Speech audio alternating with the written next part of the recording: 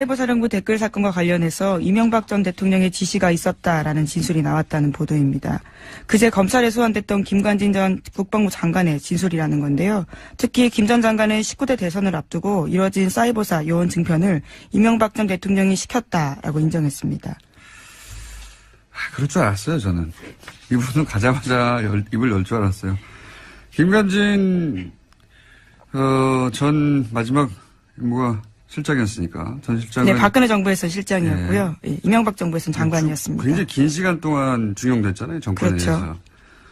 그렇다는 얘기는 정권 입맛에 굉장히 잘 맞춘다는 얘기거든요. 예. 상황에 따라 얼마든지 바뀔 수 있는 분이라 저는 이분은 바로 보여줄 사람이 없잖아요, 이제.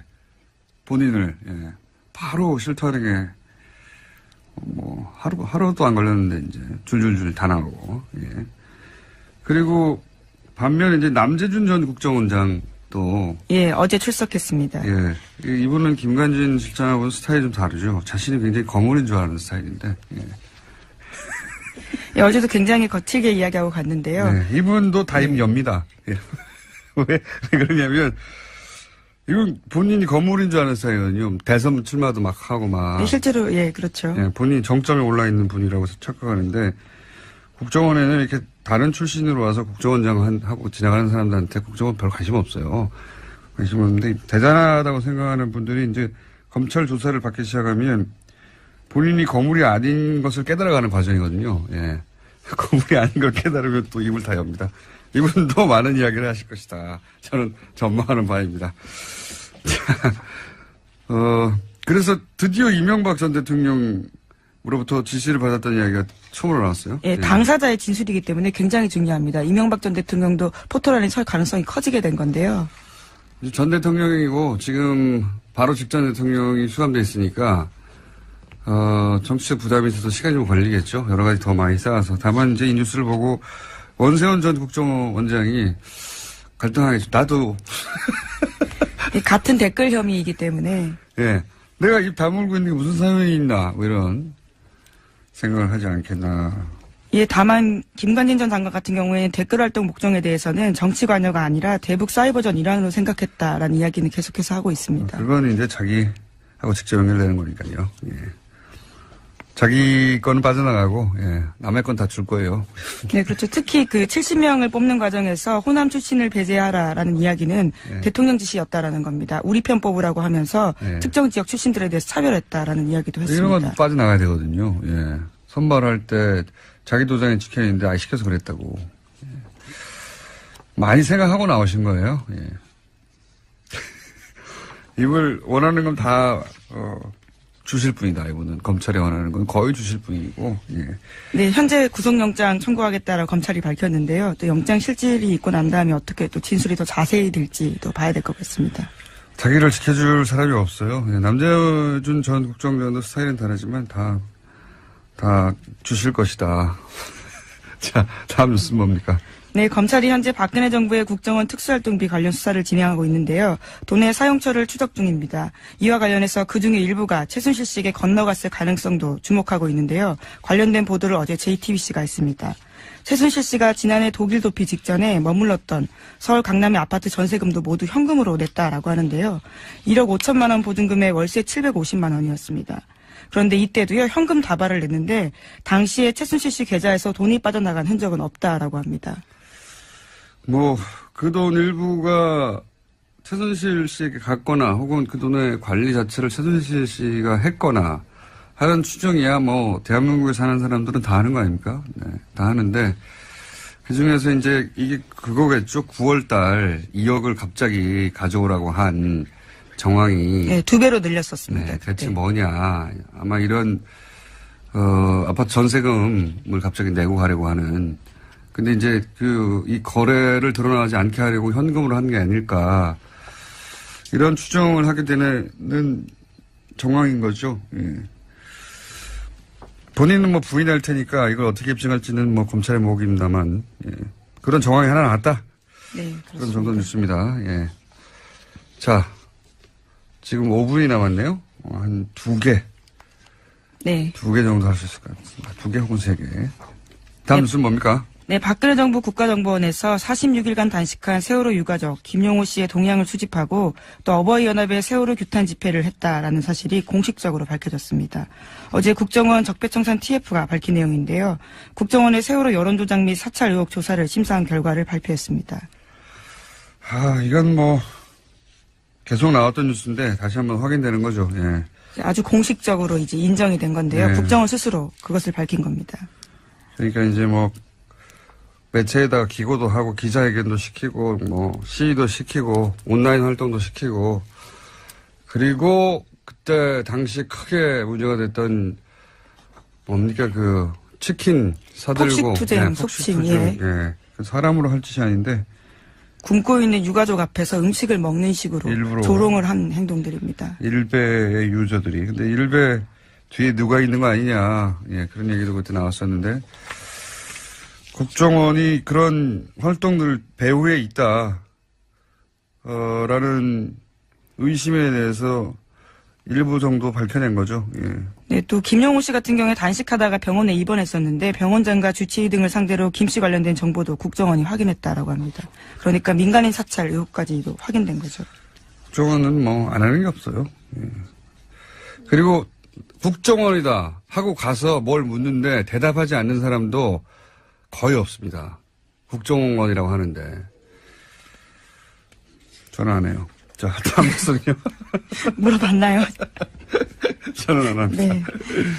검찰이 탁현민 청와대 행정관을 공직선거법 위반 혐의 등으로 불구속 기소했다고 밝혔습니다. 문재인 후보가 지난 5월에 문재인 후보의 육성 연설이 포함되었던 2012년 대선 로고송이 선관위에 신고되지 않은 채 스피커로 나갔다라는 점인데요. 해당 행사는 지난 5월 달에 있었습니다. 청와대는 법과 절차에 따라서 결과를 지켜보겠다라면서 원론적 입장 내놨습니다. 이거는 보도가 좀 엉터리가 된 부분이 있어서 제가 해설을 잠깐 하자면 제가 선거법을 좀 압니다. 제가 6년 전인가요? 그때 선거법 관련 재판을 제가 아직도 받고 있습니다, 현재. 그렇기 때문에 좀 아는데, 탁현민 씨 경우는 이제, 내용이 이거예요. 간단하게 얘기하면. 프리허그 이벤트를 했는데, 그때 마지막 퇴장 음악으로 2012년 때, 로고송을 틀었다. 퇴장하는 장면에서. 그러니까 그 순간 그거는 프리허그 이벤트가 아니라 선거운동이다. 이런 논리를 적용한 거거든요. 그걸 틀었기 때문에. 그리고 선거운동이면 그때 쓰인 확성장치는 사전 신고를 해서 딱지를 붙여야 돼요. 이걸 어기면 과태료 50만 원. 예. 일단 과태료 50만 원짜리 하나 있고요. 법조인이시네요. 이 사실 건은 굉장히 작은 건 과태료 50만 원인데. 그리고 그 무대는 행사를 진행하는 곳에서 설치했거든요. 예. 근데 그 무대를 공짜로 사용했다 이겁니다. 그러니까 선거운동이라고 보는 순간부터 뭐 종편에서는 금품을 수수했다 뭐 이런 식으로 보도했는데 이건 일부러 그렇게 보도하는 거예요. 종편은. 청와대 엿먹으라고. 근데 실제 내용은 뭐냐면 남이 설치한 무대에 올라갔으면 돈을 내야지. 선거운동이니까. 다 연결된 거예요. 그런데 돈 안 냈으니까 금품을 수수한 것과 마찬가지다. 이런 논리예요. 예. 실제로 금품을 수수했다는 게 아니라. 선거법 자체가 이제 주목구 부분이 많아요. 근데 이제 뭐 그건 제가 따질 일이 아니고 이 경우는 매우 엄격하게 적용했다. 아주. 예. 하고 싶은 말은 많지만. 여튼 나머지는 법정에 다툴 일이고 사건 자체는 그렇습니다. 예. 하나 정도 더 하고 넘어갈까요? 제목 정도? 네, 트럼프 대통령의 대선 당선 1주년을 앞두고 치러진 버지니아 뉴저지 주지사 그리고 뉴욕시장 선거 등에서 참패했습니다. 공화당이 참패한 결과가 나왔습니다. 그렇군요. 예, 이제 이게 내일 중간선거가 있거든요. 예. 그러면 이제 공화당이 트럼프하고 같이 가느냐 아니냐 여기에 따라서 매우 중요한 지표가 되는 거죠. 안 그래도 공화당 쪽에서 트럼프가 불안하기 때문에 트럼프 간판으로 선거하면 이길 수 있는가. 예, 그런 걱정들을 하고 있는데 지금 이 트럼프가 진 버지니아 뭐 이런 데가 경합 스윙 스테이트라고 경합주. 예, 민주당이 이겼다 공화당이 이겼다 하는 곳인데 여기서 이제 민주당이 크게 이겼다. 예. 네, 그렇죠. 당장 그래서 버지니아주 공화당 하원 의원들 같은 경우에는요, 민주당의 버지니아 압승은 백악관에 대한 거부로 판단된다면서 트럼프 대통령에 대한 공격을 시작했습니다. 거리두기를 해야 되는군요. 예, 이럴 경우에. 그러면 이제 내년에 트럼프의 운명이 이 지방선거와 관련해서 크게 갈릴 수도 있습니다. 어떻게 될지 모릅니다. 예. 네, 물론 트럼프 대통령도 거리두기를 같이 했습니다. 해당 후보의 패배는 자신이 내세운 것을 받아들이지 않았기 때문에 졌다라는 이야기를 트위터에 썼다고 합니다. 원래 트럼프 대통령은 자기가 잘못했다는 트윗을 하는 적이 없어요. 다 지 탓이다. 바로 직전까지는 그 사람만 응원하고 그랬어요. 트윗으로. 네, 그렇죠. 트위터에다가 썼습니다. 버지니아를 완전히 새롭게 뒤바꿀 거다라는 식의 이야기를 썼는데요. 네네. 결과가 나오자 바로 또 거리뒀습니다. 검찰의 수사가 감정풀이, 정치 보복이 아닌가 싶다. 이명박 전 대통령이 출국을 하면서 했던 그 발언이죠. 예, 문재인 정부의 적폐청산 수사를 한 3분 36초간 작심 비판을 했습니다. 그리고 이재호 푸른한국당 대표 최측근인데 어제 이 시간에 이명박 전 대통령의 입장을 추가로 설명을 했죠. 오늘은 이분의 입장을 들어보겠습니다. 2012년 MB비리 특위의 위원장으로 활동을 하면서 이른바 MB 저격수라는 별명이 붙었던 분이세요. 더불어민주당 박영선 의원 연결이 돼 있습니다. 박영선 의원님 안녕하세요. 네, 안녕하세요. 이명박 전 대통령이 그야말로 작심 발언을 했습니다. 적폐청산 수사는 감정풀이, 정치보복에 불과하다. 국론 분열만 야기할 뿐이다. 어떻게 들으셨습니까? 네, 아주 오랜만에 목소리를 듣게 된 그 현장이었는데요. 예. 그 맹자가 이런 이야기를 했죠. 부끄러움을 모르면 사람 같지 않다. 저는 이 이야기를 들으면서 이것을 네 글자의 고사성어로 표현하면 적반하장이고요. 예. 우리의 속담으로 이야기하면 도둑이 재발절이다. 도둑이 재발절이다. 네, 그렇게 표현할 수 있다고 생각합니다. 제가 이명박 후보 시절에 제 눈을 똑바로 쳐다보지 못하시겠죠? 라고 이야기한 적이 있습니다. 예. 저는 지금 이명박 전 대통령이 국민을 똑바로 바라보지 못하고 있다라고 생각을 하고요. 이 이명박 대통령의 발언 속에 보면 예. 자신이 대통령 재임 시절에 했던 경험에서 나오는 이야기들이다라고 저는 생각이 됩니다. 뭐 예를 들어서 예. 적폐는 감정풀이다. 음흠. 본인이 광우병 그 집회에 감정풀이를 했었고요. 정치보복에 불과하다라는 것은 노무현 대통령에게 이미 본인이 정치보복을 했죠. 또 국론 분열만 야기시킨다. 이거는 댓글로 이미 이제 국론을 분열을 시켰습니다. 그러니까 예. 국가 안보를 위해서 써야 될 세금을 정권의 안위를 위해서 썼으니까요. 예. 그렇기 때문에 이 이야기는 제가 보기에는 도둑이 재발절여서 마지막으로 이렇게 왜 그 도둑이 움찔하면서 하는 그런 어떤 이야기가 아닐까 저는 그렇게 생각합니다. 움찔하면서 마지막 최후의 발악 뭐 이런 느낌이라고 보셨어요? 네. 근데 어제 이명박 전 대통령 그제군요. 이명박 전 대통령이 말을 한 후에 이동관 전 청와대 대변인이 이어서 추가 설명을 하면서 이런 말을 했습니다. 네.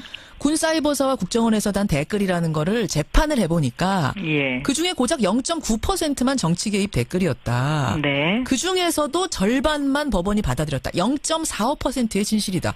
그런데 그 0.45%를 가지고 그걸 대통령이 지시했느니 뭐니 지금 뭐 검찰에 소환되느니 이런 얘기를 하는 건 이거는 과잉이다. 라는 지적이었는데요. 법 위반을 그런 어떤 퍼센트 비율로 판단할 수 있는 문제는 아니지 않습니까? 예를 들면 예. 단 한 건만을 위반을 했더라도 그것의 경중에 따라서 형량이 결정되듯이 예. 그런 어떤 그 이동관 대변인의 그 뭐 설명, 추가 설명 이것은 뭐 그냥 그 곁다리의 뭐 그냥 행위였다라는 저는 그런 형식적인 행위 뭐 그 당시에 대변인이었으니까요. 예. 그런 거죠. 별로 이렇게 무게를 둘 수 있는 발언은 아니었다고 생각합니다. 0.45가 아니라 0.01%였다고 하더라도 그렇습니다. 그것이 전대미문의 이런 무거운 사건이라면 그것에 책임을 지는 것이 전 대통령으로서의 뭐 임무 아니겠느냐. 그렇죠. 그것이 이제 법적인 해석이 될 수 있고요. 이것을 좀 더 정치적으로 해석한다면 예. 그 당시 재판과 수사가 과연 공정했느냐 이런 부분에 대한 그것도? 이제 그 물음도 충분히 할 수 있는 그런 것이라고 생각합니다. 근데 이 부분에 대해서는 어제 이 시간에 출연한 이재호 대표도 비슷한 얘기를 했어요. 뭐냐면 네. 김관진 당시 장관이 대통령에게 보고하고 지시받았다 이렇게 지금 자백을 했다고 하지 않습니까? 네, 진술했다고. 네, 네.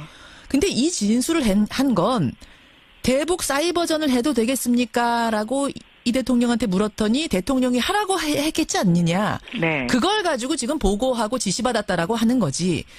이런 정치 개입 댓글을 달아도 되겠습니까? 라고 물은 것에 대해서 그렇게 하라라고 지시했다는 얘기는 아닐 거다. 어떻게 생각하세요? 저는 이 말 자체가 이게 그 팩트에 근거한 이야기가 아니다라고 첫째 보고 있고요. 왜냐하면 대북 사이버전은 하게 돼 있습니다.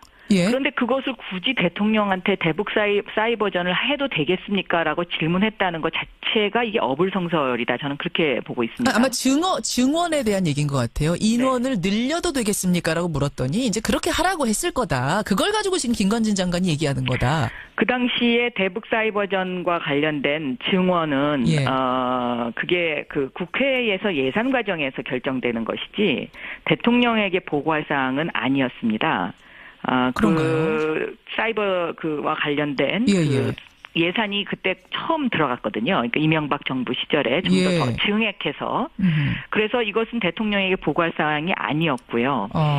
특히 이제 제가 생각하기에는 이 대북 사이버전을 해도 되겠습니까라고 대통령에게 만약에 실질적으로 정말로 보고를 했다고 하면 예. 이분들은 대북 사이버전을 한 게 아니고 실제로 대한민국 국민을 상대로 댓글을 달지 않았습니까? 예.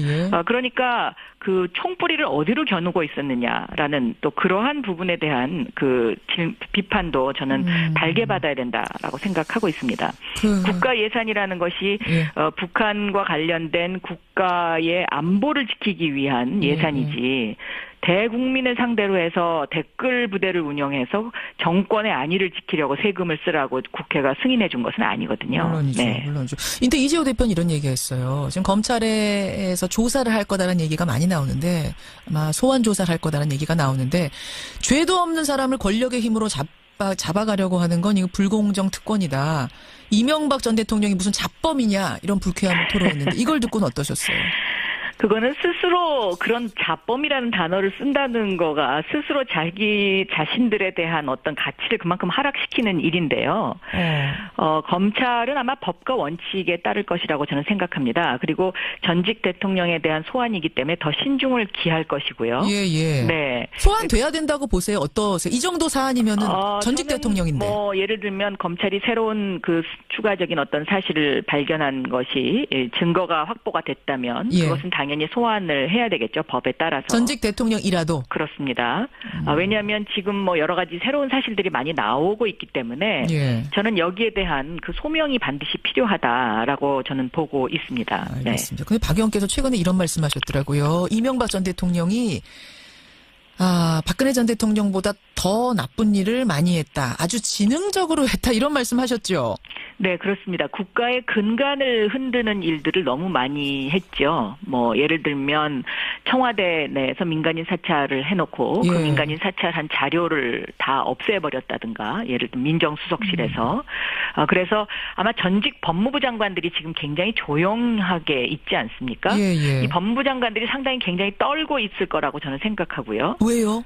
법을 많이 어겼으니까요. 국가의 근간을 흔드는 일들을 본인들이 직접 알면서 묵인했거나 아니면 때문에. 뭐 그것을 넌지시 뭐 그냥 이렇게 통과시켰다는 그런 그 일들을 했기 때문에 실제로 저는 굉장히 많이 떨고 있을 거라고 생각하고 사석에서 예. 우리가 감옥 갈지도 모른다는 이야기를 하고 계신다는 이야기를 제가 들은 바 있습니다. 이명박 정권 당시 법무부 장관들끼리 만나면? 그렇습니다. 법무부 장관들끼리라기보다는 예. 그 법무부 장관과 관련된 법조계 인사들, 예. 네, 친구분들, 뭐 이런 지인들 분들의 만나면? 전원에 의하면, 당시 법무부 장관이 나 감옥 갈지도 몰라라고 이런 이야기를 사석에서 하더라 걱정을. 그렇습니다. 야, 왜냐하면 이건 흥미로운 정말 얘기네요. 실질적으로 법을 너무 많이 어기지 않았습니까? 뭐 예를 들면 간첩 조작 사건도 있었고요. 예. 또 이 지금 국정원의 이 지금 일어나는 그 각종 일들 예. 이런 것에 씨앗을 제공한 정권이죠. 알겠습니다. 알겠습니다. 제가 사실 이 질문을 왜 드렸냐면은 지능적이란 말씀하셨잖아요, 박 의원님이. 근데 정두원 전 의원 이분은 MB의 최측근이었다 결별을 한 분인데 이분이 어떤 얘기를 했냐면 MB는 흔적을 남기지 않는 사람이다. 검찰 수사가 쉽지 않을 거다라는 얘기를 했습니다. 저도 그렇게 생각합니다. 왜냐하면 대통령이 되기 전부터 이미 전과 기록이 굉장히 많으신 분이었지 않습니까? 그래서 검찰 수사에 어떻게 대응해야 되는지에 대한 경험치를 갖고 계신 분이기 때문에 이런 부분에 대해서 굉장히 많이 철저하게 대비를 했을 거다라고 생각을 하고 있습니다. 그래서 지금 국민들의 어떤 그 우려도 상당히 있다고 생각하는데요. 그러나 저는 검찰을 믿어야 된다고 생각하고 다만 제가 한 가지 우려가 되는 것은 아직도 검찰 내부에 그 BBK와 관련된 핵심 그 당시에 수사 검사 이른바 정치 검찰이 존재하고 있습니다. 무혐의 줬던 사람들이요. 네. 그리고 MB로부터 특혜를 받았던 사람들이 상당히 간부에 포진하고 있는데 이 부분이 조금 우려가 되긴 합니다. 그러나 이것을 국민의 힘으로 저는 이겨내야 된다. 그리고 정의를 올바로 세우는 검찰로 거듭날 수 있는 계기가 돼야 된다라고 저는 보고 있습니다. 알겠습니다. 시간이 별로 없지만 박영선 의원 나오셨으니까 제가 이 질문 하나만 좀 드리고 끊을게요, 박 의원님. 네. 서울을 걷다 프로젝트라는 걸 진행하고 계시더라고요. 네, 3번째 했습니다. 이거 어떤 건가요? 이것은 그동안 우리가 이제 서울을 너무 모르고 있지 않았냐. 그리고 서울의 장점이 많은데 이것을 우리가 그냥 너무 무시하고 있었던 것 아닌가 하는 생각에서 지금까지 3번 했습니다. 덕수궁, 정동길, 그리고 성균관을 했는데. 그야말로 걷는 거예요. 그렇습니다. 그러니까 예를 들면 성균관 같은 것은 영국의 옥스퍼드보다도 훨씬 더 오래된 세계 최초의 대학인데 우리가 그것을 모르고 있었다라는 거죠. 그래서 이 서울을 보다 더 경쟁력 있는 도시, 매력 있는 도시로 만들기 위해서 우리가 함께 걸어보자. 이런 겁니다. 그래서 이런 이제 서울에 대한 관심, 적극적인 프로젝트도 하고 이러시는 걸 보니까 서울시장 출마하시는 건가? 이런 얘기들 나와요. 혹시 결심하셨어요? 마음의 준비는 하고 있습니다. 아직 최종적인 결심은 안 했지만 마음의 준비는 하고 있고 또 제가 도시지리학을 전공을 했는데 예를 들면 서울이 이제 그 강북이 궁궐 도시인데 이런 궁궐 도시의 특색을 좀 더 살려서 서울을 런던이나 도쿄나 뉴욕보다 더 경쟁력 있는 도시로 만들고 싶다 하는 그러한 어떤 그 소망 같은 것은 있습니다. 그렇군요. 네. 이 마음의 준비는 했다란 말씀은 공식 선언만 안 했지 결심은 했단 말씀이시네요. 각오는. 지금 각오를 위해서 한 걸음 한 걸음 다가가고 있습니다. 네. 여기까지 확인을 하죠. 국가정보원의 적폐청산 태스크포스 활동이 관심을 끌고 있죠. 특히 이명박 정부 시절에 국정원에서 이른바 민간인 댓글 부대를 운영했다는 발표가 있은 후에 정치권에서는 이 기회에 적폐청산을 확실히 해야 된다. 아니다. 이거는 정치보복이다. 이런 공방이 오가는 상황인데요. 나 역시 피해자다. 이렇게 나선 분이 계십니다. 바로 여러분이 잘 아시는 이재명 성남시장인데요. 전화 연결해서 입장 직접 들어보겠습니다. 시장님 안녕하십니까? 네, 안녕하세요. 이재명입니다. 요새 예능 프로그램에서 자주 봬요. 네? 그렇군요. 네. 아니 근데 예능 프로그램 나가시니까 본인은 어떤 생각이 드세요? 저한테는 기회 요인일 수도 있죠. 국민들 입장에서는 정치인이 실제로 저렇게 사는구나, 그냥 보통 사람이구나 이렇게 생각하는 면도 있을 것 같고요. 네. 또 제 입장에서는 일면만 또 제가 또는 공격적 요소를 가진 사람이어서 이렇게 너무 그런 거를 누그러뜨릴 수 있다. 그런 점들을 조금 해소하고 실제 있는 모습대로 보여줄 수 있는 그런 좀 좋은 점이 있는 것 같습니다. 예. 아니 사람들이 사모님 칭찬도 많이 하더라고요. 저보고 집에서 먼저 경선하고 나오라고 이런 얘기하고 그럽니다. 그죠. 네. 네. 자, 감사합니다. 근데 이재명 시장께서 나 역시 피해자다 이런 네네. 말씀이시다. 어떤 내용입니까 이게? 대체적으로 저희에 대해서 부정적 이미지를 가진 국민들이 아는 얘기라고 하는 게 이제 종북, 또 가족한테 욕했다는 폐륜, 또 논문 표절 이런 거였는데요. 네. 이게 2012년부터 시작된 일이었고, 근데 여기 이 종북, 폐륜, 표절 이런 얘기 배후에 전부 국정원이 실제로 끼어 있었습니다. 구체적인 증거가 있으세요? 물론 있죠. 첫째로 이게 시작된 것이 2012년이었는데 네. 그때 당시 통진당 수사가 시작된 시점이었는데요. 저희 가족한테 국정원 직원 김 과장이라는 친구가 이제 접근을 해가지고 예. 가족 분란을 만들어냈죠. 저희 형님한테 이재명이 간첩 30명하고 9월 말까지 구속된다. 뭐 간첩이다. 뭐 이렇게 얘기를 하는 거죠. 그러니까 우리 형님은 그 말을 100% 믿고 이제 국정원에 계속 출입하고 이러면서 저를 이제 종북시장이다. 북한을 추종하는 시장이다. 이런 식으로 대대적인 공개적 공격을 시작해서 집안 분란이 생겨나서 결국은 뭐 아주 안 좋은 일이 벌어졌죠. 그게 또 뭐 대대적으로 문제됐고요. 또 하나 이제 이게 뭐 종북 폐륜 뭐 시작이 됐던 겁니다. 또 하나는 이제 좀 전에 말씀드린 2012년부터였고 2013년에는 이제 논문 표절 얘기가 이제 문제가 되기 시작했는데 석사학위 논문이죠. 그 석사학위 논문을 가지고 국정원에 이제 그 사람은 제가 이름을 압니다. 김 XX라고 하는 이 국정원 직원이 이제 해당 대학에 가가지고 이 논문 표절 이거 문제를 왜 해결을 안 하냐, 빨리 취소해라, 뭐 이런 취지 압력을 가했고요. 근데 그건 뭐 녹음도 돼 있죠. 근데 그 후에 제가 최근에 제가 이제 뭐 이거 별로 문제 없는 논문이다라는 최종 통보를 받았는데 대학에서 그 사이에 제가 하나 또 새롭게 알아낸 사실이 뭐냐면 이 해당 대학에서 회의록, 뭐 학칙 이런 것들을 막 조작을 했더라고요. 조작을 해서 예. 심사할 수 없는 뭐 논문을 심사했다고 하고 또 학칙을 저 때문에 바꿨다가 또 바꾸고 막 이런 행위가 드러나서 결국은 학교가 자기 졸업생을 공격을 한 건데 그럴 이유가 없지 않습니까 보통은 서류 조작까지 해가면서. 그래서 요거를 제가 공개적으로 곧 문제 삼을 생각인데 요거를 보면 해당 대학이 국정원의 압력 때문에 어쩔 수 없이 강요받았던 정황이죠.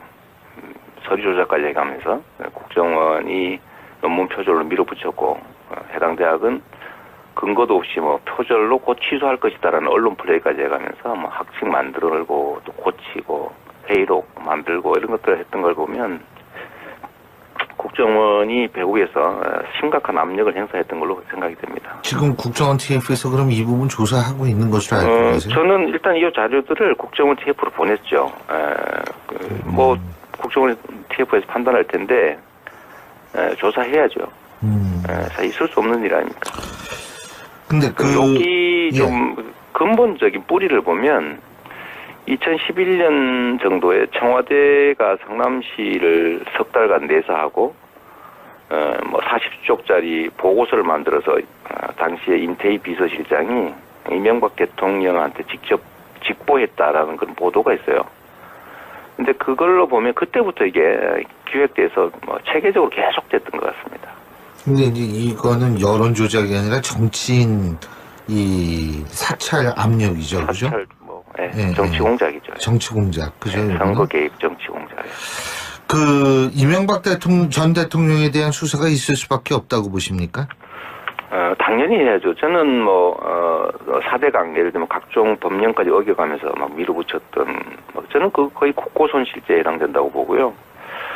그 외에도 예를 들면 제2롯데월드 이거 직권남용죄에 해당됩니다. 뭐 제가 그 당에 있을 때 한 10년 가까이 전이지만 그때도 뭐 매우 자주 많이 지적했던 거죠.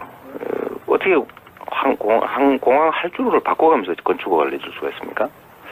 그런 거라든지 이 터무니없는 자원외교 이런 실상들을 다 조사를 꼭 해야 되고 특히 뭐 대통령 재임 시에는 공수처가 중단이 되니까 지금 한 4, 5년밖에 안 지난 거라서 거의 모든 범죄 행위에 대해서 다 처벌할 수 있습니다. 그래서 반드시 해야죠. 근데 이게 지금 이 야당 쪽에서는 정치적 의도가 의심된다. 적폐청산이라는 이름의 정치 보복이다. 이런 얘기를 하고 있는데요. 이게 합리적인 사회라면요. 죄를 지으면 합당한 벌을 받는 게 맞는 거죠. 그리고 이게 원래 권력과 책임은 같은 크기인 거예요. 그러니까 권력이 많으면 책임이 더 커지는 거죠. 근데 우리나라는 이 권력이 크면 책임이 적어지는 방향으로 지금까지 나라가 운영돼 왔습니다. 이제 좀 더 저발전 국가인 거죠. 그걸 이제 정치보복이라는 이름으로 합리화했던 거예요. 근데 진짜 정치보복은 없는 죄 만들어서 덮어 씌우는 것 같은 걸 말하는 거죠. 예를 들면 뭐 김대중 대통령 감처벌을 못하든지 이런 것들을 말하는 거고, 지은 죄에 대해서 합당한 처벌을 가하는 거는 그건 뭐 상식을 회복하는 거지 정의를 구현하는 거지 그게 어떻게 정치보복일 수 있겠어요. 그런 정치보복은 그게 진짜 정치보복이라 불린다면 뭐 그 당연히 해야 되는 일인 거죠. 예. 네네. 제가 이거 좀 여쭤보고 싶은데, 다음 주면 이제 문재인 정부 출범 100일이 되는데, 한때 경쟁 후보였던 입장에서 문재인 정부한테 몇 점이나 주고 싶으세요? 뭐 잘하고 계시죠. 뭐 제가 뭐 채점하는 사람 아니어서 점수적인 좀 그렇고. 아니 잘한 일도 있고 못한 일은 없다고 보세요? 뭐 어려움에 봉착하고 있긴 한데 네. 일단은 최선을 다하고 있다고 보여지고요. 나름 적폐청산이라든지 이런 문제에 대한 성과를 내고 있고. 예. 지금 어려운 점이라면 이제 대외 관계, 특히 남북 관계일 텐데, 그거는 뭐 전임 정부에서 워낙 엉망으로 좀 복잡하게 꼬여 있기 때문에 어쩔 수 없는 측면이 있는 거죠. 뭐 최선을 다하고 있다고 생각합니다. 근데 어제 발표한 건강보험 네. 개혁안, 이 비급여 부분을 확 줄이는 거, 이 부분은 어떻게 보세요? 이쪽에 관심 많으시잖아요, 우리 이 씨는. 제가 아직 그 내용을 잘 못 봤네요. 미안합니다. 예. 아니, 그러니까 2022년까지 본인 부담을 거의, 그러니까 돈이 없어서 치료를 못 받는 일을 없게 하겠다. 건강보험. 이 부분은 어떻게 보세요? 2022년까지. 지금 내용을 잘 정확히 몰라서 좀 알고 말씀드리도록 하겠습니다. 예. 네네. 그것도 어떤 의미로 제가 이거 받아들여야 될지 모르겠네요. 아니, 지금 제가 내용을 정확히 몰라요. 예, 네네. 그렇군요. 모르고 얘기하는 건 좀 문제여서. 네. 그리고요, 정부의 슈퍼리치 증세안에 대해서 논란이 네네. 있었죠. 그죠? 근데 이게 결국은 뭐냐면 서민 증세까지 이어질 것이다. 이런 주장이 있는데, 이거는 뭐라고 보세요? 저는 뭐, 이런 문제는 확고하죠. 지금 우리 경제의 어려움은 격차 때문이다. 지나치게 자원과 이익이 특정 계층한테 쏠려 있으니까, 예. 이제 효율을 발휘하지 못하고 저성장 국면으로 접어드는 거죠. 예. 해결하는 방법은 이제 기회, 경쟁, 그다음에 결과 배분이 공정해지는 거고요. 예. 그 방법 중에 하나가 증세를 통해서 국가 재원을 늘리고 복지를 확대함으로써 불평등을 해소하는 과정입니다. 예. 그러니까 증세와 복지 확대. 이건 모든 국민이 동의하지 않습니까? 예. 하다못해 새누리당, 자유한국당도 동의하는 부분일 텐데. 예. 예. 문제는 세금을 깎자는 것도 역시 서민을 도움을 주자 이런 취지일 예. 거예요. 예. 그러면 뭐 서로 합쳐야 할 수 있는 게 있는 거죠. 예, 알겠습니다. 서민 감세하는 만큼 예. 이제 부자 슈퍼리치 증세를 더하는 걸로 타협하면 되겠죠. 행사를 진행하는 곳에서 설치했거든요. 예. 근데 그 무대를 공짜로 사용했다 이겁니다. 그러니까 선거 운동이라고 보는 순간부터 종편에서는 금품을 수수했다 뭐 이런 식으로 보도했는데 이건 일부러 그렇게 보도하는 거예요. 종편은 청와대 엿먹으라고. 근데 실제 내용은 뭐냐면 남이 설치한 무대에 올라갔으면 돈을 내야지. 선거 운동이니까 다 연결된 거예요. 그런데 돈 안 냈으니까 금품을 수수한 것과 마찬가지다 이런 논리예요. 예. 실제로 금품을 수수했다는 게 아니라 선거법 자체가 이제 주목구 부분이 많아요. 근데 이제 뭐 그건 제가 따질 일이 아니고. 이 경우는 매우 엄격하게 적용했다, 아주. 예. 하고 싶은 말은 많지만. 여튼 나머지는 법정에서 다툴 일이고, 사건 자체는 그렇습니다. 예. 하나 정도 더 하고 넘어갈까요? 제목 정도? 네, 트럼프 대통령의 대선 당선 1주년을 앞두고 치러진 버지니아, 뉴저지 주지사 그리고 뉴욕시장 선거 등에서 참패했습니다. 공화당이 참패한 결과가 나왔습니다. 그렇군요. 예. 이제 이게, 내일 중간선거가 있거든요. 예. 그러면 이제, 공화당이 트럼프하고 같이 가느냐 아니냐 여기에 따라서 매우 중요한 지표가 되는 거죠. 안 그래도 공화당 쪽에서 트럼프가 불안하기 때문에 트럼프 간판으로 선거하면 이길 수 있는가. 예, 그런 걱정들을 하고 있는데 지금 이 트럼프가 진 버지니아 뭐 이런 데가 경합 스윙 스테이트라고 경합주. 예, 민주당이 이겼다 공화당이 이겼다 하는 곳인데 여기서 이제 민주당이 크게 이겼다. 예. 네, 그렇죠. 당장 그래서 버지니아주 공화당 하원 의원들 같은 경우에는요, 민주당의 버지니아 압승은 백악관에 대한 거부로 판단된다면서 트럼프 대통령에 대한 공격을 시작했습니다. 거리두기를 해야 되는군요. 예, 이럴 경우에. 그러면 이제 내년에 트럼프의 운명이 이 지방선거와 관련해서 크게 갈릴 수도 있습니다. 어떻게 될지 모릅니다. 예. 네, 물론 트럼프 대통령도 거리두기를 같이 했습니다. 해당 후보의 패배는 자신이 내세운 것을 받아들이지 않았기 때문에 졌다라는 이야기를 트위터에 썼다고 합니다. 원래 트럼프 대통령은 자기가 잘못했다는 트윗을 하는 적이 없어요. 다 지 탓이다. 바로 직전까지는 그 사람만 응원하고 그랬어요. 트윗으로. 네, 그렇죠. 트위터에다가 썼습니다. 버지니아를 완전히 새롭게 뒤바꿀 거다라는 식의 이야기를 썼는데요. 네네. 결과가 나오자 바로 또 거리뒀습니다. 검찰의 수사가 감정풀이, 정치 보복이 아닌가 싶다. 이명박 전 대통령이 출국을 하면서 했던 그 발언이죠. 예, 문재인 정부의 적폐청산 수사를 한 3분 36초간 작심 비판을 했습니다. 그리고 이재훈을 푸른 한국당 대표 최측근인데 어제 이 시간에 이명박 전 대통령의 입장을 추가로 설명을 했죠.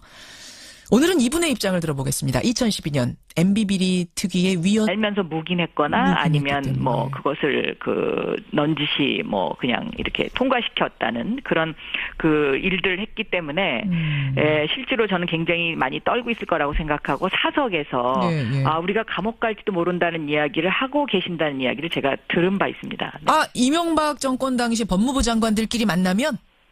그렇습니다. 법무부 장관들끼리라기보다는 그 법무부 장관과 관련된 법조계 인사들, 네, 친구분들, 뭐 이런 분들의 전언에 의하면. 네. 당시 법무부 장관이 나 감옥 갈지도 몰라라고 이런 이야기를 사석에서 하더라 걱정을. 그렇습니다. 왜냐하면 정말 실질적으로 법을 너무 많이 어기지 않았습니까? 뭐 예를 들면 간첩 조작 사건도 있었고요. 또 이 지금 국정원의 이 지금 일어나는 그 각종 일들 이런 것에 씨앗을 제공한 정권이죠. 알겠습니다. 알겠습니다.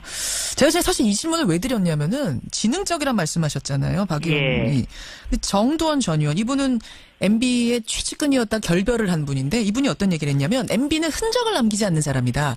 검찰 수사가 쉽지 않을 거다라는 얘기를 했습니다. 저도 그렇게 생각합니다. 왜냐하면 대통령이 되기 전부터 이미 전과 기록이 굉장히 많으신 분이었지 않습니까? 그래서 검찰 수사에 어떻게 대응해야 되는지에 대한 경험치를 갖고 계신 분이기 때문에 이런 부분에 대해서 굉장히 많이 철저하게 대비를 했을 거다라고 생각을 하고 있습니다. 그래서 지금 국민들의 어떤 그 우려도 상당히 있다고 생각하는데요. 그러나 저는 검찰을 믿어야 된다고 생각하고 다만 제가 한 가지 우려가 되는 것은 아직도 검찰 내부에 그 BBK와 관련된 핵심 그 당시에 수사 검사 이른바 정치 검찰이 존재하고 있습니다. 무혐의 줬던 사람들이요. 네. 그리고 MB로부터 특혜를 받았던 사람들이 상당히 간부에 포진하고 있는데 이 부분이 조금 우려가 되긴 합니다. 그러나 이것을 국민의 힘으로 저는 이겨내야 된다. 그리고 정의를 올바로 세우는 검찰로 거듭날 수 있는 계기가 돼야 된다라고 저는 보고 있습니다. 알겠습니다. 시간이 별로 없지만 박영선 의원 나오셨으니까 제가 이 질문 하나만 좀 드리고 끊을게요. 박 의원님. 네. 서울을 걷다 프로젝트라는 걸 진행하고 계시더라고요. 네. 3번째 했습니다. 이거 어떤 건가요?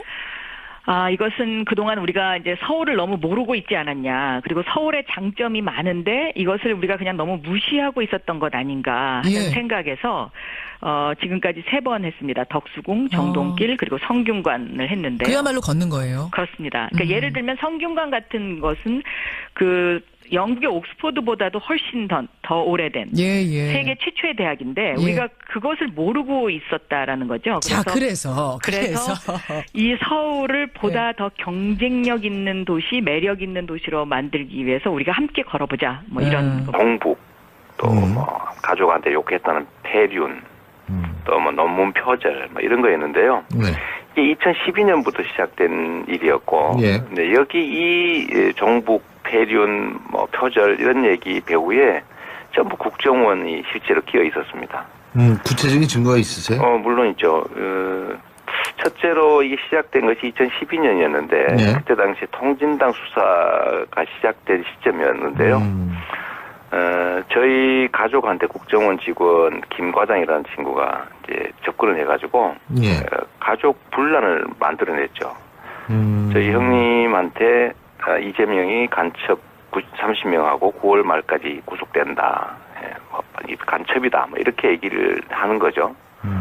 그러니까 우리 형님은 그 말을 100% 믿고 이제 국정원에 계속 이제 출입하고 이러면서 저를 이제 종북시장이다.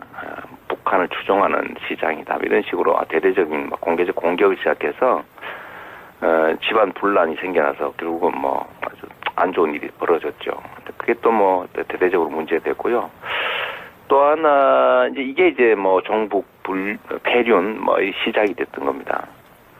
또 하나는 이제 좀 전에 말씀드린 2012년부터였고 2013년에는 이제 논문 표절 얘기가 이제 문제가 되기 시작했는데 석사학위 논문이죠. 그 석사학위 논문을 가지고 국정원에 이제 그 사람은 제가 이름을 압니다. 김 XX라고 하는 이 국정원 직원이 이제 해당 대학에 가가지고 이 논문 표절 이거 문제를 왜 해결을 안 하냐, 빨리 취소해라, 뭐 이런 취지 압력을 가했고요. 근데 그건 뭐 녹음도 돼 있죠. 근데 그 후에 제가 최근에 제가 이제 뭐 이거 별로 문제 없는 논문이다라는 최종 통보를 받았는데 대학에서 그 사이에 제가 하나 또 새롭게 알아낸 사실이 뭐냐면 이 해당 대학에서 회의록, 뭐 학칙 이런 것들을 막 조작을 했더라고요. 조작을 해서 예. 심사할 수 없는 뭐 논문을 심사했다고 하고 또 학칙을 저 때문에 바꿨다가 또 바꾸고 막 이런 행위가 드러나서 결국은 학교가 자기 졸업생을 공격을 한 건데 그럴 이유가 없지 않습니까 보통은 서류 조작까지 해가면서. 그래서 요거를 제가 공개적으로 곧 문제 삼을 생각인데 요거를 보면 해당 대학이 국정원의 압력 때문에 어쩔 수 없이 강요받았던 정황이죠. 서류 조작까지 해가면서 국정원이 논문 표절로 밀어붙였고 해당 대학은 근거도 없이 뭐 표절로 곧 취소할 것이다라는 언론 플레이까지 해가면서 뭐 학칙 만들고 또 고치고 회의록 만들고 이런 것들을 했던 걸 보면 밝힌 내용인데요. 국정원의 세월호 여론조작 및 사찰 의혹 조사를 심사한 결과를 발표했습니다. 이건 뭐 계속 나왔던 뉴스인데 다시 한번 확인되는 거죠. 예. 아주 공식적으로 이제 인정이 된 건데요. 네. 국정원 스스로 그것을 밝힌 겁니다. 그러니까 이제 뭐 매체에다가 기고도 하고 기자회견도 시키고 뭐 시위도 시키고 온라인 활동도 시키고 그리고 그때 당시 크게 문제가 됐던 뭡니까 그 치킨 사들고 폭식투쟁, 속칭, 예. 예. 사람으로 할 짓이 아닌데 굶고 있는 유가족 앞에서 음식을 먹는 식으로 일부러 조롱을 한 행동들입니다. 일베의 유저들이. 근데 일베 뒤에 누가 있는 거 아니냐. 예, 그런 얘기도 그때 나왔었는데 국정원이 그런 활동들 배후에 있다. 라는 의심에 대해서 일부 정도 밝혀낸 거죠. 예. 네, 또 김영호 씨 같은 경우에 단식하다가 병원에 입원했었는데 병원장과 주치의 등을 상대로 김 씨 관련된 정보도 국정원이 확인했다라고 합니다. 그러니까 민간인 사찰 의혹까지도 확인된 거죠. 국정원은 뭐 안 하는 게 없어요. 예. 그리고 국정원이다 하고 가서 뭘 묻는데 대답하지 않는 사람도 거의 없습니다. 국정원이라고 하는데 저는 안 해요. 자, 다음 뉴스는요. 물어봤나요? 저는 안 합니다. 네. 검찰이 탁현민 청와대 행정관을 공직선거법 위반 혐의 등으로 불구속 기소했다고 밝혔습니다. 문재인 후보가 지난 5월에 문재인 후보의 육성 연설이 포함되었던 2012년 대선 로고송이 선관위에 신고되지 않은 채 스피커로 나갔다라는 점인데요. 해당 행사는 지난 5월 달에 있었습니다. 청와대는 법과 절차에 따라서 결과를 지켜보겠다라면서 원론적 입장 내놨습니다. 이거는 보도가 좀 엉터리가 된 부분이 있어서 제가 해설을 잠깐 하자면 제가 선거법을 좀 압니다. 제가 6년 전인가요? 그때 선거법 관련 재판을 제가 아직도 받고 있습니다, 현재. 그렇기 때문에 좀 아는데, 탁현민 씨 경우는 이제, 내용이 이거예요. 간단하게 얘기하면. 프리허그 이벤트를 했는데, 그때 마지막 퇴장 음악으로 2012년 때, 로고송을 틀었다. 퇴장하는 장면에서. 그러니까 그 순간 그거는 프리 허그 이벤트가 아니라 선거운동이다. 이런 논리를 적용한 거거든요. 그걸 틀었기 때문에. 그리고 선거운동이면 그때 쓰인 확성장치는 사전 신고를 해서 딱지를 붙여야 돼요. 이걸 어기면 과태료 50만 원. 예. 일단 과태료 50만 원짜리 하나 있고요. 법조인이신데요. 이 사실 건은 굉장히 국정원에서 단 댓글이라는 거를 재판을 해보니까 예. 그중에 고작 0.9%만 정치 개입 댓글이었다. 네. 그중에서도 절반만 법원이 받아들였다. 0.45%의 진실이다. 그런데 그 0.45%를 가지고 그걸 대통령이 지시했느니 뭐니 지금 뭐 검찰에 소환되느니 이런 얘기를 하는 건 이거는 과잉이다. 라는 지적이었는데요. 법 위반을 그런 어떤 퍼센트 비율로 판단할 수 있는 문제는 아니지 않습니까? 예를 들면 예. 단 한 건만을 위반을 했더라도 그것의 경중에 따라서 형량이 결정되듯이 예. 그런 어떤 그 이동관 대변인의 그 뭐 설명, 추가 설명 이것은 뭐 그냥 그 곁다리의 뭐 그냥 행위였다라는 저는 그런 형식적인 행위 뭐 그 당시에 대변인이었으니까요. 예. 그런 거죠. 별로 이렇게 무게를 둘 수 있는 발언은 아니었다고 생각합니다. 0.45가 아니라 0.01%였다고 하더라도 그렇습니다. 그것이 전대미문의 이런 무거운 사건이라면 그것에 책임을 지는 것이 전 대통령으로서의 뭐 임무 아니겠느냐. 그렇죠. 그것이 이제 법적인 해석이 될 수 있고요. 이것을 좀 더 정치적으로 해석한다면 예. 그 당시 재판과 수사가 과연 공정했느냐 이런 부분에 대한 그것도? 이제 그 물음도 충분히 할 수 있는 그런 것이라고 생각합니다. 근데 이 부분에 대해서는 어제 이 시간에 출연한 이재호 대표도 비슷한 얘기를 했어요. 뭐냐면 네. 김관진 당시 장관이 대통령에게 보고하고 지시받았다 이렇게 지금 자백을 했다고 하지 않습니까? 네, 진술했다고. 네. 근데 이 진술을 한 건 대북 사이버전을 해도 되겠습니까? 라고 이 대통령한테 물었더니 대통령이 하라고 했겠지 않느냐. 네. 그걸 가지고 지금 보고하고 지시받았다라고 하는 거지. 이런 정치 개입 댓글을 달아도 되겠습니까? 라고 물은 것에 대해서 그렇게 하라라고 지시했다는 얘기는 아닐 거다. 어떻게 생각하세요? 저는 이 말 자체가 이게 그 팩트에 근거한 이야기가 아니다라고 첫째 보고 있고요. 왜냐하면 대북 사이버전은 하게 돼 있습니다. 예. 그런데 그것을 굳이 대통령한테 대북 사이버전을 해도 되겠습니까?라고 질문했다는 것 자체가 이게 어불성설이다. 저는 그렇게 보고 있습니다. 아마 증원에 대한 얘기인 것 같아요. 인원을 늘려도 되겠습니까?라고 물었더니 이제 그렇게 하라고 했을 거다. 그걸 가지고 지금 김관진 장관이 얘기하는 거다. 그 당시에 대북 사이버전과 관련된 증언은 예. 그게 그 국회에서 예산 과정에서 결정되는 것이지 대통령에게 보고할 사항은 아니었습니다. 그런가요? 그 사이버 그와 관련된 예. 예산이 그때 처음 들어갔거든요. 그러니까 이명박 정부 시절에 좀 예. 더 증액해서 그래서 이것은 대통령에게 보고할 사항이 아니었고요. 특히 이제 제가 생각하기에는 이 대북 사이버전을 해도 되겠습니까라고 대통령에게 만약에 실질적으로 정말로 보고를 했다고 하면 예. 이분들은 대북 사이버전을 한 게 아니고 사이버 그와 관련된 예. 예산이 그때 처음 들어갔거든요. 그러니까 이명박 정부 시절에 좀 예. 더 증액해서 그래서 이것은 대통령에게 보고할 사항이 아니었고요. 특히 이제 제가 생각하기에는 이 대북 사이버전을 해도 되겠습니까라고 대통령에게 만약에 실질적으로 정말로 보고를 했다고 하면 예. 이분들은 대북 사이버전을 한 게 아니고 실제로 대한민국 국민을 상대로 댓글을 달지 않았습니까? 예. 그러니까 그 총뿌리를 어디로 겨누고 있었느냐라는 또 그러한 부분에 대한 그 비판도 저는 달게 받아야 된다라고 생각하고 있습니다. 국가 예산이라는 것이 예. 북한과 관련된 국가의 안보를 지키기 위한 예산이지 대국민을 상대로 해서 댓글 부대를 운영해서 정권의 안위를 지키려고 세금을 쓰라고 국회가 승인해 준 것은 아니거든요. 물론이죠. 네. 물론이죠. 근데 이재호 대표는 이런 얘기했어요. 지금 검찰에서 조사를 할 거다라는 얘기가 많이 나오는데 아마 소환 조사를 할 거다라는 얘기가 나오는데 죄도 없는 사람을 권력의 힘으로 잡아가려고 하는 건 이거 불공정 특권이다. 이명박 전 대통령이 무슨 잡범이냐 이런 불쾌함을 토로했는데 이걸 듣고는 어떠셨어요? 그거는 스스로 그런 자범이라는 단어를 쓴다는 거가 스스로 자기 자신들에 대한 어떤 가치를 그만큼 하락시키는 일인데요.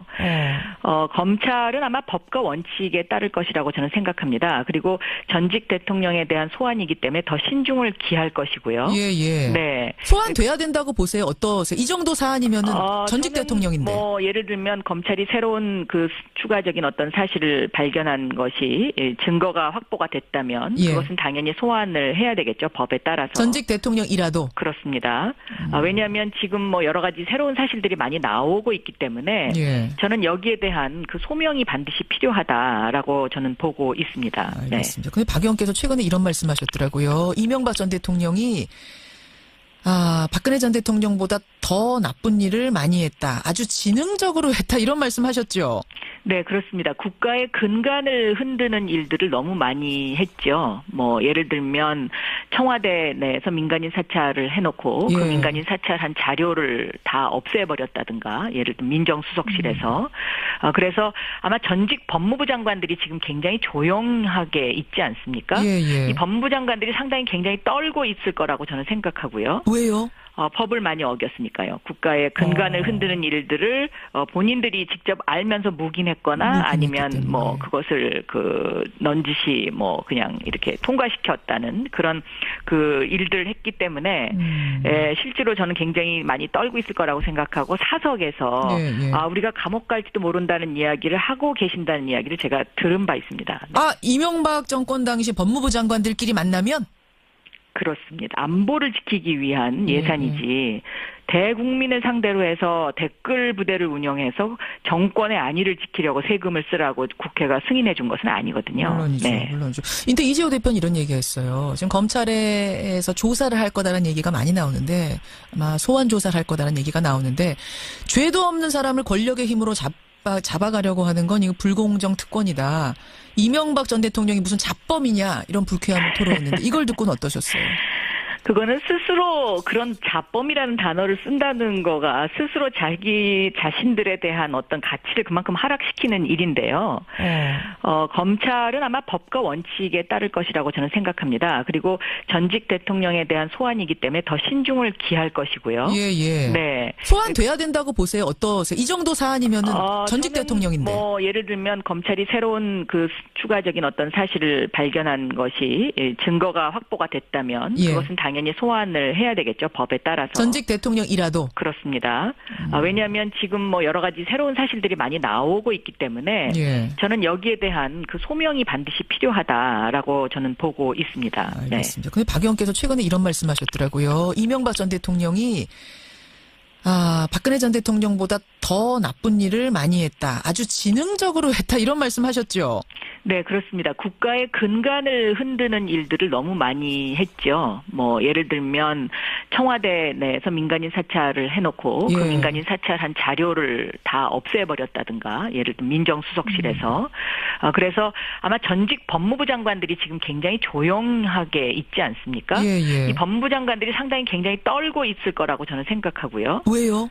법을 많이 어겼으니까요. 국가의 근간을 흔드는 일들을 본인들이 직접 알면서 묵인했거나 아니면 뭐 그것을 넌지시 뭐 그냥 이렇게 통과시켰다는 그런 그 일들을 했기 때문에 실제로 저는 굉장히 많이 떨고 있을 거라고 생각하고 사석에서 우리가 감옥 갈지도 모른다는 이야기를 하고 계신다는 이야기를 제가 들은 바 있습니다. 이명박 정권 당시 법무부 장관들끼리 만나면? 그렇습니다. 법무부 장관들끼리라기보다는 그 법무부 장관과 관련된 법조계 인사들, 네, 친구분들, 뭐 이런 분들의 전언에 의하면. 당시 법무부 장관이 나 감옥 갈지도 몰라라고 이런 이야기를 사석에서 하더라 걱정을. 그렇습니다. 왜냐하면 정말 실질적으로 법을 너무 많이 어기지 않았습니까? 뭐 예를 들면 간첩 조작 사건도 있었고요. 또 이 지금 국정원의 이 지금 일어나는 그 각종 일들 이런 것에 씨앗을 제공한 정권이죠. 알겠습니다. 알겠습니다. 제가 사실 이 질문을 왜 드렸냐면은 지능적이란 말씀하셨잖아요, 박 의원이. 정두원 전 의원 이분은 MB의 최측근. 네, 또 김영호 씨 같은 경우에 단식하다가 병원에 입원했었는데 병원장과 주치의 등을 상대로 김 씨 관련된 정보도 국정원이 확인했다라고 합니다. 그러니까 민간인 사찰 의혹까지도 확인된 거죠. 국정원은 뭐 안 하는 게 없어요. 예. 그리고 국정원이다 하고 가서 뭘 묻는데 대답하지 않는 사람도 거의 없습니다. 국정원이라고 하는데. 저는 안 해요. 자, 다음 것은요. 물어봤나요? 저는 안 합니다. 네. 검찰이 탁현민 청와대 행정관을 공직선거법 위반 혐의 등으로 불구속 기소했다고 밝혔습니다. 문재인 후보가 지난 5월에 문재인 후보의 육성 연설이 포함되었던 2012년 대선 로고송이 선관위에 신고되지 않은 채 스피커로 나갔다라는 점인데요.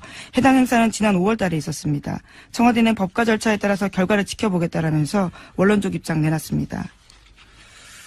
이거는 보도가 좀 엉터리가 된 부분이 있어서 제가 해설을 잠깐 하자면 제가 선거법을 좀 압니다.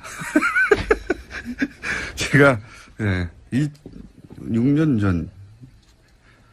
전인가요? 그때 선거법 관련 재판을 제가 아직도 받고 있습니다, 현재. 그렇기 때문에 좀 아는데, 탁현민 씨 경우는 이제, 내용이 이거예요. 간단하게 얘기하면. 프리허그 이벤트를 했는데, 그때 마지막 퇴장 음악으로 2012년 때, 로고송을 틀었다. 퇴장하는 장면에서. 그러니까 그 순간 그거는 프리허그 이벤트가 아니라 선거운동이다. 이런 논리를 적용한 거거든요. 그걸 틀었기 때문에. 그리고 선거운동이면 그때 쓰인 확성장치는 사전 신고를 해서 딱지를 붙여야 돼요. 이걸 어기면 과태료 50만 원. 예. 일단 과태료 50만 원짜리 하나 있고요. 법조인이신데요. 이 사실 건은 굉장히 작은 건 과태료 50만 원인데. 그리고 그 무대는 행사를 진행하는 곳에서 설치했거든요. 예. 근데 그 무대를 공짜로 사용했다 이겁니다. 그러니까 선거운동이라고 보는 순간부터 뭐 종편에서는 금품을 수수했다 뭐 이런 식으로 보도했는데 이건 일부러 그렇게 보도하는 거예요. 종편은. 청와대 엿먹으라고. 근데 실제 내용은 뭐냐면 남이 설치한 무대에 올라갔으면 돈을 내야지. 선거운동이니까. 다 연결된 거예요. 그런데 돈 안 냈으니까 금품을 수수한 것과 마찬가지다. 이런 논리예요. 예. 실제로 금품을 수수했다는 게 아니라. 선거법 자체가 이제 주목구 부분이 많아요. 근데 이제 뭐 그건 제가 따질 일이 아니고 이 경우는 매우 엄격하게 적용했다. 아주. 예. 하고 싶은 말은 많지만. 여튼 나머지는 법정에서 다툴 일이고 사건 자체는 그렇습니다. 예. 하나 정도 더 하고 넘어갈까요? 제목 정도? 네, 트럼프